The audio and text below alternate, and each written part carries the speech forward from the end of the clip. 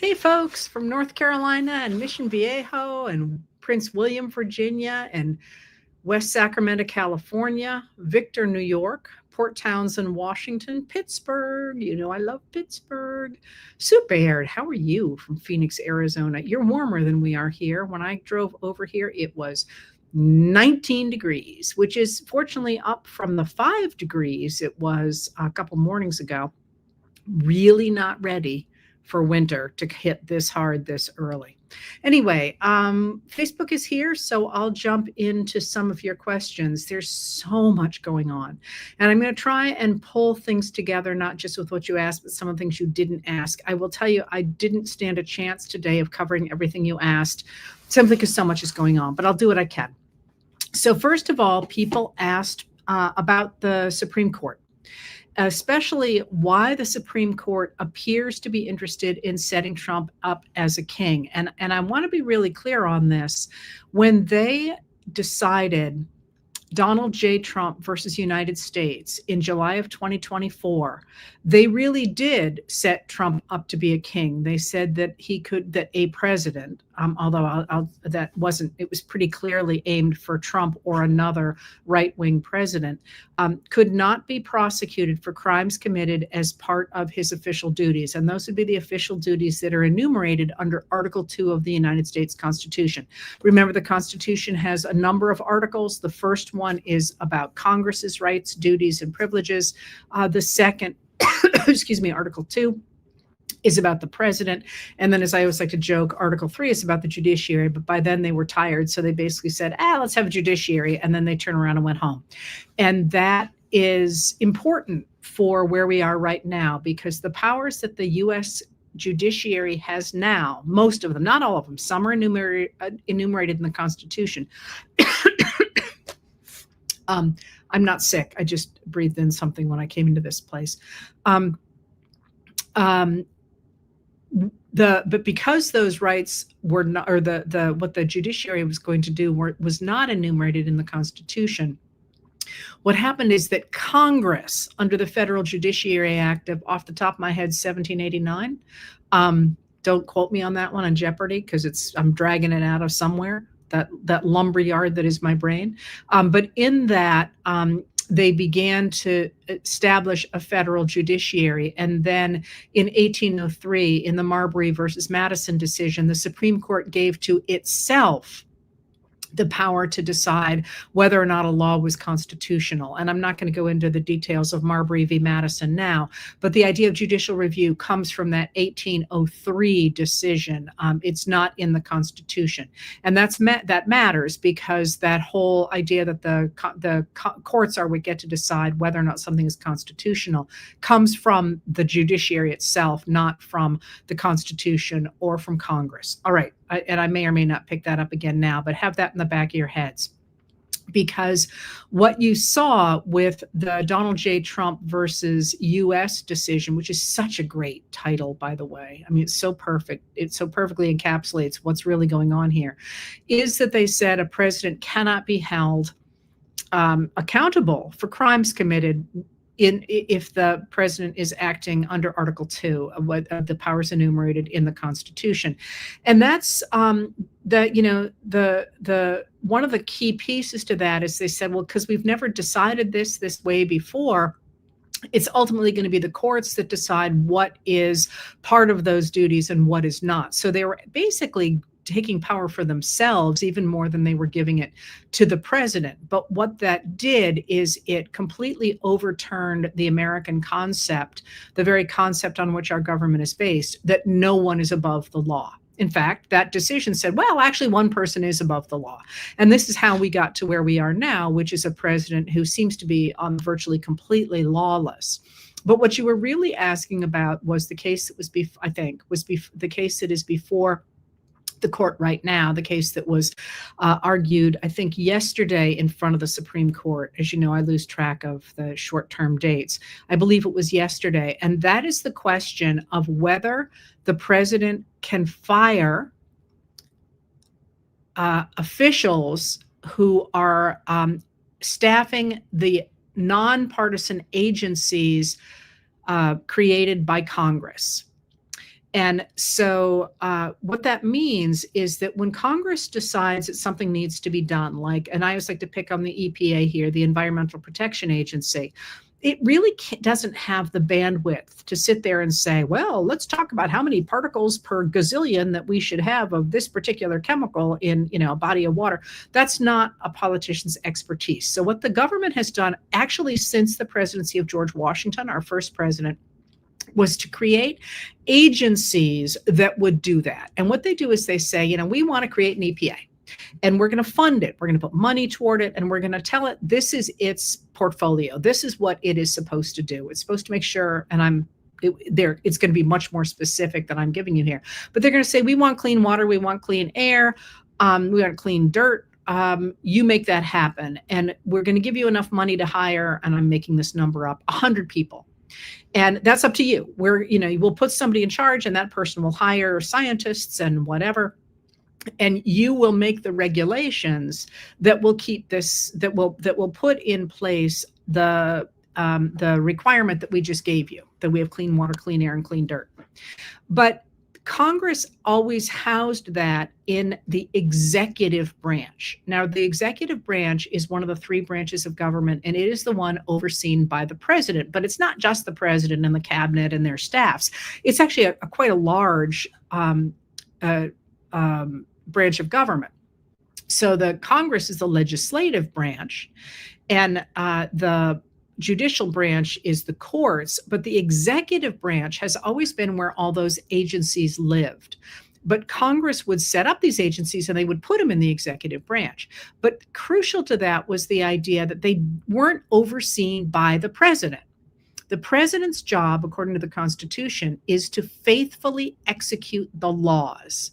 So Congress writes the laws and the president makes sure they're faithfully executed. So it seemed fine to put those agencies in the executive branch. But they lived there and they were nonpartisan. The idea is, you get a scientist for the EPA, they're not partisan. They care about their work in front of them, as most people who are scientists or very into research care very deeply about their research. That's a different thing than being a politician or a business person or whatever. And I suspect you can see that to some degree in me. Like, nothing makes me happier than researching and writing. And, the world could burn around me. And as long as I'm doing that, that's where my brain is. That's the kind of people that you have at places like the EPA.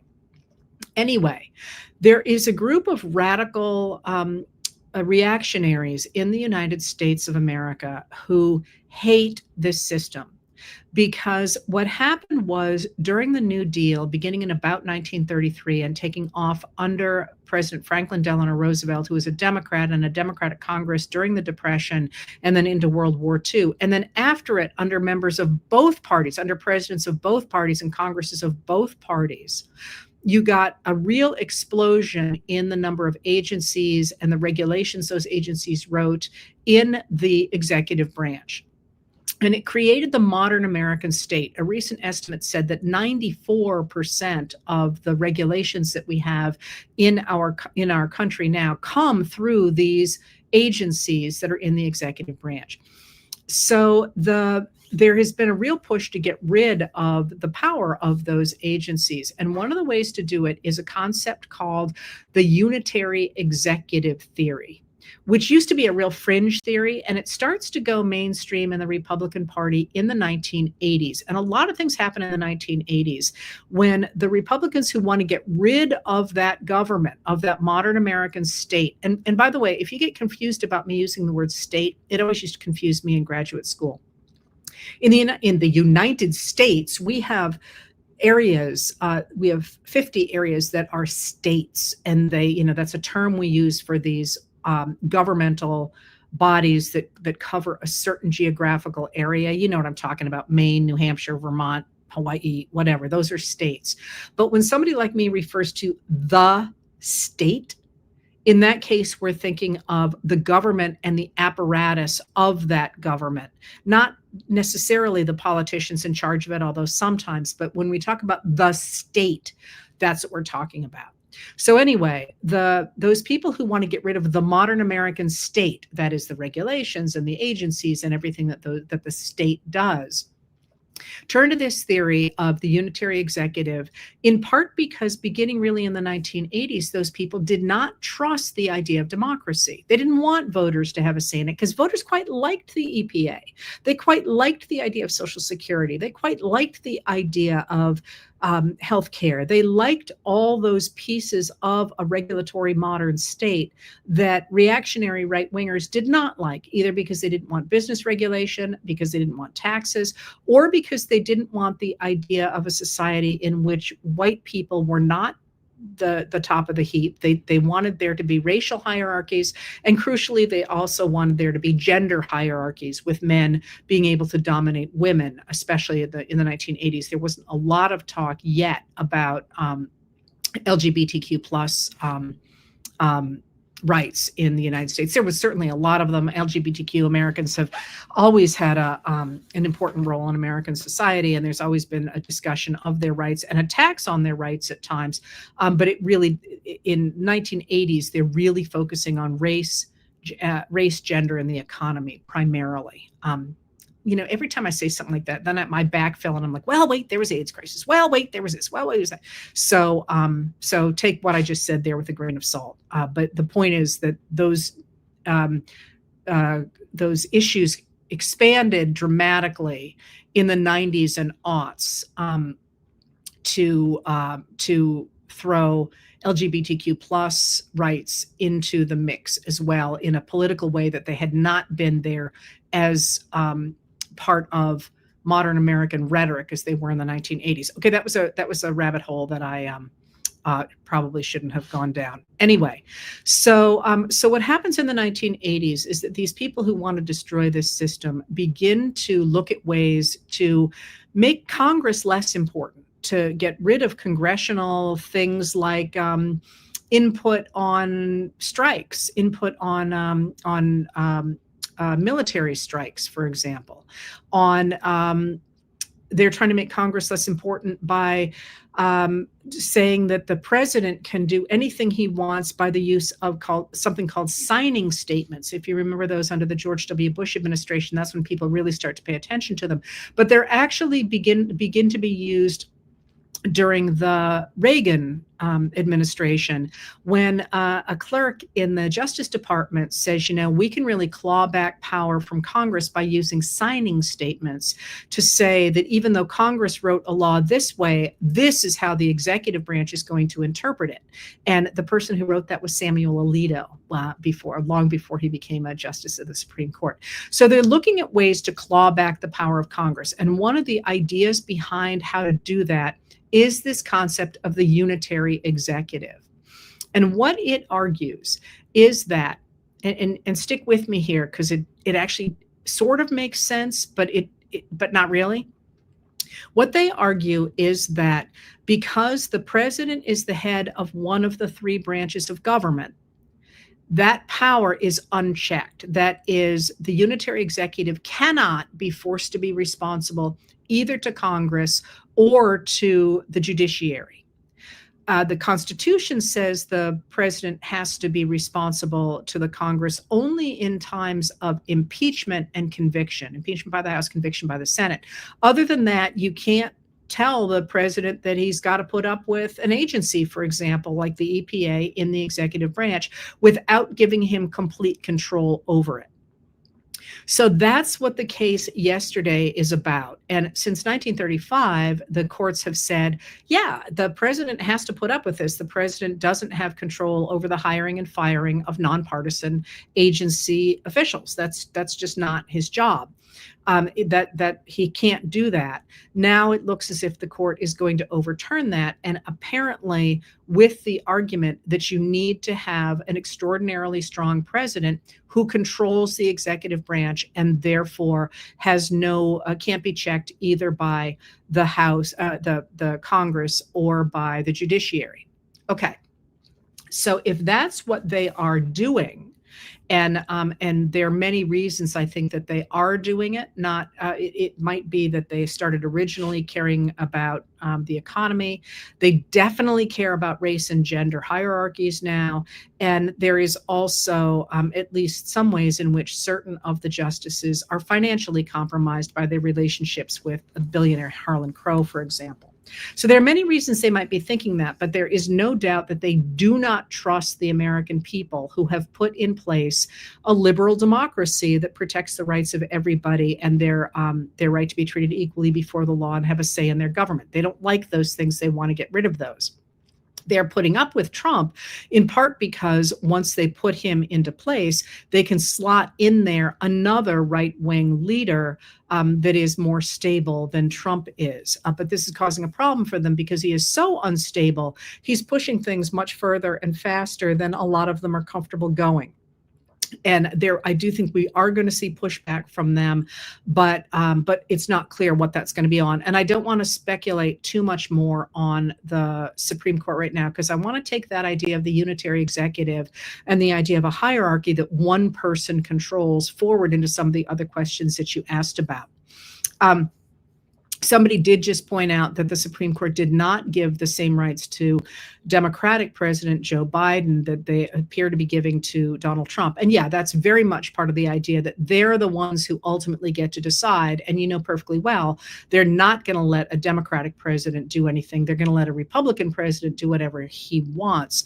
But they also, I think, are operating under the assumption that there will cease to be Democratic presidents, which is not necessarily something I will go into now.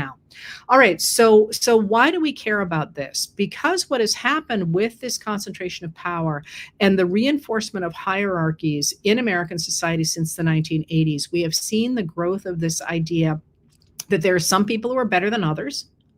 And by definition, if there are some people that are better than others, there's one person who's better than everybody else and has the right to rule, right? That's the same theory that lies underneath fascism as it was developed by Benito Mussolini in the 1930s, primarily 1920s and 1930s.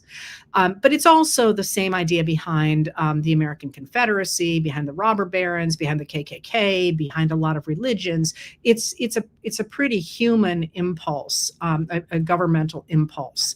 What is unlike that in the United States and elsewhere is this notion that everybody should be treated equally and have a right to a say in their society. And that is the fundamental principle on which the founders wrote the Declaration of Independence in 1776. But it really starts to get its energy and its real teeth in the United States after World War II. Of course, it's a real burst by the 14th Amendment in 1868, but it gets its teeth after World War II for a number of reasons.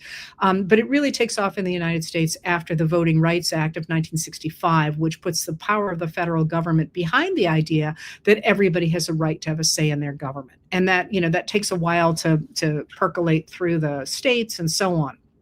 But what you're seeing now and began really to see with the rise of the radical right in 1980 is a pushback against that idea that, Black people, brown people, women should have a say in society and should have a right to be treated equally before the law. With that, that idea that this is one of the ways that radical right managed to garner power in coming up through the 1950s after the Brown versus Board of Education decision in 1954, but really taking off in the 1980s, is by convincing people through the heavy use of right-wing media, talk radio, for example, and then the Fox News channel by the mid-1990s, that this attempt to have a regulatory state that provides a basic social safety net and promotes infrastructure and regulates business and protects civil rights is a form of socialism because it requires tax dollars to put that system in place. And that system protects Black people, brown people, women, and now ethnic and gender minorities as well. So they really hammered on the idea that Americans who fell into one of those categories were somehow lesser than those white guys. They were primarily white men who were articulated as being the people who were really driving the economy. And the reason that I am really pushing on this is because that idea that a liberal democracy that protects the rights of everybody is somehow hurting a nation that is made up of white men who are driving the economy and, paternalistically taking care of those people they dominate, has pushed the radical right in the United States very close to governments like Vladimir Putin's in Russia or Viktor Orban's in Hungary, with the idea of going to this state that is dominated by Christian, although Christian's a real slippery term because lots of countries are practicing different kinds of Christianity, something that Christians in the United States who are trying to dominate the government rarely talk about. Whose Christianity are we talking here? And this is spoken as a historian who knows that people literally killed each other over when you were supposed to baptize somebody, which doesn't make a lot of sense to non-Christians and people who aren't in those different sects. But it's one of the reasons that the founders were adamant that we did not want to have an established religion in the United States, is because they remembered the wars of religion. Anyway. You're seeing people in the administration push toward that idea of imposing on what was a liberal democracy in the United States, this hierarchy in which white Christian men dominate the rest of society. And that brings me to the next question you asked, which was the national security statement. That's not the name of it, the national security strategy document that the White House released very late on Thursday night, which was interesting because normally there's a lot of fanfare when they release this. In this case, they kind of slipped it under the door. And I noticed when it dropped, because I love foreign affairs documents. I just love them. And I literally will drop everything to read one. So the minute I saw it on social media, I dropped everything. I was writing about something else. I dropped everything and read it. And what really jumps out, first of all, is it was meant to be a position paper, really. It's very simply written and some of it even appears, I didn't check it, to have been written by AI, because it's very general and really not very well written. But then it goes on to talk about creating an America that looks very much like a fascist state. They talk a lot about, a certain kind of family. They talk a lot about objecting to immigration. They talk a lot about restoring what they call Western values. They attack Europe for having liberal democracies that welcome immigrants. There's all that stuff going on. But there is also very clearly two things going on. One, an attempt to move the United States close to Russia, which has been the project of the Trump political movement all along. And that's itself a longer story that I really wish people wouldn't forget about. This is very well established. It is the Senate Intelligence Report on Russian intervention in the 2016 election is the only intelligence report ever published by the Senate in which every member of both parties signed on to it. I mean, it was unanimous. This happened. And this idea that it was somehow a hoax is, Trump rewriting history. So it moves the country closer to Russia. It also changes the orientation of the entire globe, or purports to do that, by getting rid of the post-World War II rules-based international order that underpins things like the United Nations, for example, and the North Atlantic Treaty Organization, or NATO. The idea that countries have the right to have other countries respect their borders and their sovereignty economically and socially, and that if those are breached, there will be an international outcry against it. Now, not everybody signs on to these things, and every country, I shouldn't say every country, many countries, including the United States, have broken those rules throughout the period since they went into effect after World War II. But what they did was they involved the United States in a global web of trade and exchanges, both soft power and hard power of defense, that created sort of a web that held the world together in such a way that it prevented another major world war. That was the whole point. And it's worked. really for 80 years. Now, Trump is trying to throw that overboard and go back to the system that existed before that, in which great powers carved up the globe into spheres of influence. And he clearly is trying to grab South America for the United States, and probably to try and get Canada and Greenland as well. I think that's all part of a piece. This is a world that Russia wants, and Russian officials came out after the NSS came out and said, yeah, we're in agreement with this. It is one that would involve the breaking up of, it would give Xi Jinping greater control of Asia. It would give Narendra Modi more control of India. It breaks up that idea we all got to cooperate and says we're just going to be in our own independent spheres. But observers point out that this is the exact same world that got us into World Wars I and World Wars II. So one of the things that I was quite appalled really by the NSS, but it didn't surprise me. I will point out to you though that always remember when you're talking about documents like this, none of them is the end game. None of them, I mean, everybody wishes they had the final say, but there are demonstrations of opinion and power. Since then, we have seen Congress releasing its final version of the National Defense Authorization Act, the NDAA. And the NDAA is not an appropriations bill. It seems like it should be. It bugs me every time. It's not. What it does is it says what Congress wants the Department of Defense to do. And it says, here's the places where we're going to spend money. Here's how much we want to spend on it. And then they have to do another bill that actually raises that money. But in the NDAA, which the final version of which, and it is expected to pass, that came out on Sunday, in fact, it pushed back against the NSS. It provided money, not tons of money, but it provided money to Ukraine.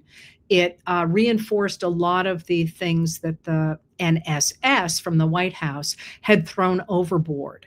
And it also pushed back ever so slightly on Defense Secretary Pete Hegseth's apparent refusal to release the video of the September 2nd strike on the boat that killed the 2 people after the first strike that had killed 9 people and disabled the boat.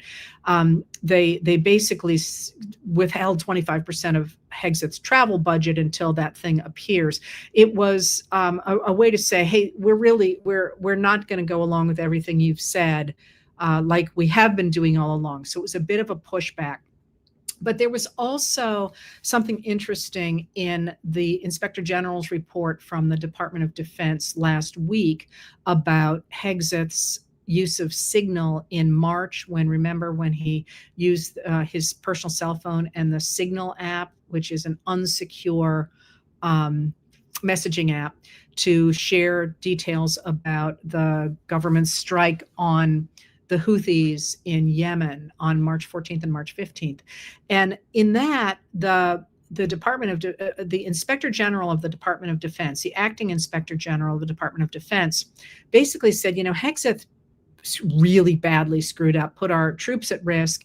Because he's a defense secretary, he can declassify whatever he wants, but which Hegseth went on to say, well, see, everything was declassified, so I didn't do anything wrong. And the Inspector General said, yeah, he's allowed to do that, but the truth is that he put our troops at risk for this. He was way out of line. He put our troops at risk. But what jumps out about the Department of Defense Inspector General's report is both that and the fact that he always refers to the Department of Defense. Never says the Department of War. He calls it the Department of Defense, which is, of course, the congressional name for it, as it should be. It's why I won't call Hegseth anything but the Secretary of Defense, because that's what he is. Anyway, that's until Congress changes the name. So those are the first 2 big questions you had, but I want to follow them up with 2 other questions that were there from fewer people, but that were still there.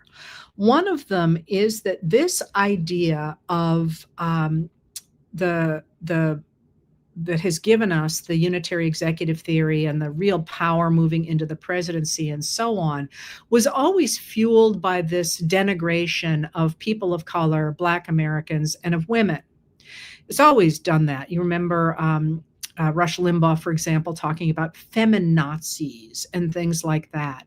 The reason I mention that is because Trump has always been a master at that. If you think about his announcement that he was going to run for president in 2016, he started out by attacking immigrants coming over the southern border.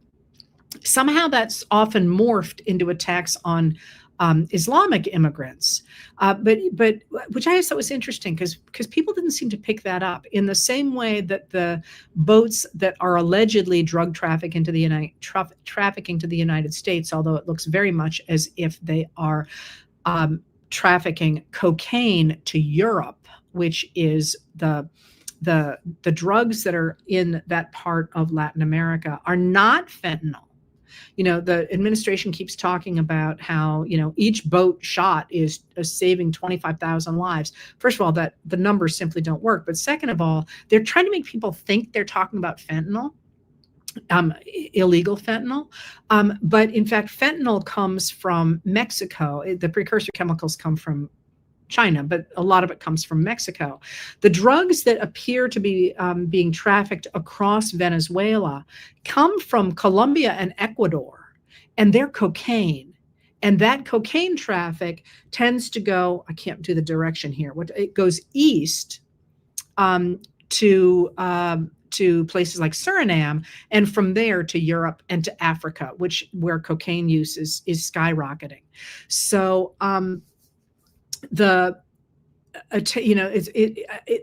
sort of muddiness of all drugs are bad, which is true, by the way, but it's kind of muddy what they're really doing down there. The same thing was true with has always been true with Trump's attacks on immigrants. Like they're stealing your jobs, but they're lazy, but they're Mexican, but they're Islamic, but they're, it's all kind of all over murky and all over the map. But he's always done this. And the reason that I mention that is because if you have looked at Trump lately, he has been over the top attacking our Somali American neighbors. I mean, like really offensively. He has been going out of his way to attack disabled Americans. And I can't even refer to what the word is he uses. And he has gone out of his way to attack female reporters. What do we got there? We got the same argument that, on steroids, that what's ruining this country is people of color, women, and people who rely on a basic social safety net. And he is doing that because he's trying to reach to that base again, because his own popularity is plummeting. These terrible numbers, and the economy is not in good shape. He has taken an economy that The Economist, which is a right-leaning publication, said in October 2024, when Biden was in charge, was, and I quote, the envy of the world. And he's driven it off a cliff. And in the process of doing that, what the administration is trying to say is, well, actually, the economy is great. Today, he said he would give it an A++, plus. I forgot how many pluses there were. But they're also saying, well, we got a bad economy from Biden. We're trying to save it. In fact, the opposite is very much true. So he's got that hanging out there. He also has something else you asked about, the Epstein files. The law that Congress passed and he had to sign says the Epstein files must be released on December 19th. And you can already see this heating up. You're seeing Congress saying, hey, we're watching you. We're expecting to see this. And I can tell you which letters those are, but it's probably not worth it. Congress is on top of this. I do not expect that we're going to see them in full on the 19th. I think they're going to do everything they can to hide those. But once again, think about it. Think of how many people know what is in those files. Are you really going to be able to keep all these people silent? There were, according to the survivors of Epstein and Maxwell's abuse, there were at least 1,000 victims. How do you shut up 1,000 victims? What about the people who drove cabs? What about the money? What about the fact that all of these money exchanges are in financial files? I mean, he has got to be beside himself over that. And then there is the other problem that feeds into all this, that it is clear the man is suffering terribly in terms of his mental acuity. And you add all of these things together, and you can see him going, I got to get my base back. And then we go to the horrible things he's saying about Black immigrants, the horrible things he's saying about disabled Americans, and the horrible attacks he's making on female reporters. I think there's all a theme to that.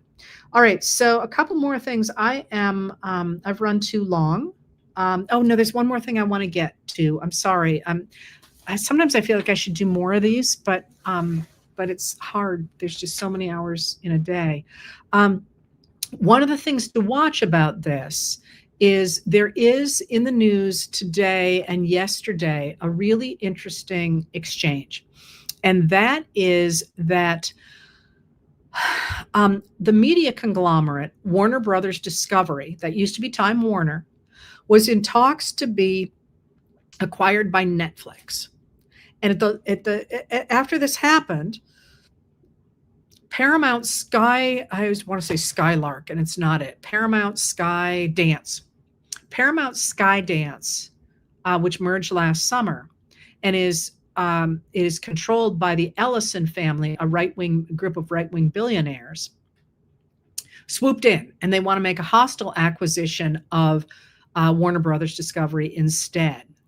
And this is really interesting because, and potentially frightening, but hold that thought for a second, because what the Ellison family appears to be doing is trying to buy up as much media as possible. Warner Brothers Discovery includes CNN, among a number of other things, the same way that Ellison bought and controls Paramount now, which was CBS. And you see how CBS turned rightward once they got it. They appear to be trying to do something similar with other acquisitions, including potentially CNN. So you're watching this attempt to create this large media ecosystem that will enable right-wing figures, billionaires, and the people who support them, people like the Trumps, who are part of this buyout attempt, to control the media, to control everything we hear. And that is of huge concern, but I will point out as we talk about that it certainly feels as if we are in a moment of political realignment, which is what somebody else asked about, in which Americans recognize that they have been sold a story for a really long period of time, and it is not working. And this really reminds me, and I've talked about this before, this really, really reminds me of the 1890s when I've never written about this. I ought to. When the robber barons basically got their own president in the White House in the form of Benjamin Harrison. And one of the first things they do is they buy one of the major newspapers. It's actually a magazine in the country. It's called Frank Leslie's Illustrated Newspaper, which is huge. It's a really big deal. And it's a kind of a secret buy. I was lucky enough to find it. And it really looks like, basically everyone's going to be force-fed the media that the robber barons are producing. And instead what happens is we get a new kind of media coming from the bottom up. We get enormous numbers of newspapers coming out of the farming communities, coming out of the Black communities, coming out of the working class communities, coming out of foreign language communities, and they begin really to reestablish media of fact in the United States. And from that, we get the rise of, first of all, media like McClure's magazine, which is known as a muckraking magazine, but it is an investigative journal that says, hey, you want to know how governments work? Look at Minneapolis. It's totally corrupt. Hey, you want to know how, J.D. Rockefeller destroys all his competition? Here's an expose of J.D. Rockefeller. We get that, but then we also get the rise of a new kind of independent media that relies on fact. And that, by the way, had its own issues. But when you look at the takeover of our media by these big organizations, you, I think, are also seeing the rise of independent media pretty dramatically with pretty huge numbers behind it, because that's what the American people want. And so I wanted to get that story out there because it seems clear they're trying to force feed us. At the same time, a lot of Americans aren't putting up with it. All right, so I always like to leave with where oh yeah, somebody said fund independent media. 100%, please fund independent media. But I'm going to put this out there. I see a lot of people are buying subscriptions to My Letters from an American. Please don't. You can read me for free. Buy media subscriptions to smaller people. Smaller independent media that maybe aren't going to make it if they don't get supported. The day comes when I need money that I don't have to do something. You know, I'm trying to start this history video company and all that. When that day comes, I will let you know. But until then, right now, you know, please have all your friends subscribe to me for free. But take your money to the smaller outlets that need it far more than I do, especially in this holiday season. That's what I'm going to be doing this year anyway, for the holidays. Anyway, people always ask, what can you do? And I want to call out two things that I haven't talked about before. So I always talk about how you should make friends, right? You should never try and do stuff by yourself. You should do it with people, because that's how you push back against bullies. That's how you feel good about what you're doing. That's how you build a constituency. You should keep calling your local people. You should run for office, of course, but you should call your local representatives, your state representatives. You should get involved in protests. You should definitely call your national representatives constantly. All those things are incredibly important. But I did an interview last week, I guess it was, with Mark Elias of Democracy Docket. And he reiterated, use your social circles as a soapbox. Talk to people, make sure people are included in your in the way you see the world. And that's not to fight with people necessarily so much as to make sure people are included in ways that they weren't. So one of the things that if you read me, you'll know I'm going to be talking about tonight is a new study by a scholar from MIT and another scholar from Harvard, who says that literally the whole premise of right-wing media was to include people in politics who had never been involved before by appealing to their emotions. So telling stories that weren't true. This is Trump doing what he's doing now, right? Well, we can include those people in a different way, not by telling them to hate their neighbors, but through inspiration, telling them to be part of an organization that is trying to protect American democracy. Because one of the things that Philippine journalist Maria Ressa points out is that while fear is dramatically motivating for people to get involved in politics, so is inspiration. It's the only other thing that gets people out there in that same profound way. So you can do that, as Mark Elias says, with your own soapbox. And second of all, this was like, you know, I felt like one of those little cartoon characters where the light bulb goes off. I got a chance to interview Zoran Mamdani the other day, and to ask him, you know, how he was going to put in place all these things that he talks about, you know, because he's only 34 years old. He doesn't have a lot of connections in state government or in city government, which you need to have to get anything done. It's a different skill set, getting stuff done, than being inspirational. I talk about that a lot. We need the inspirational people, but we also need those people who simply love to sit there with their big, thick binders to study which levers you can move. And I wanted to know how he was going to do it.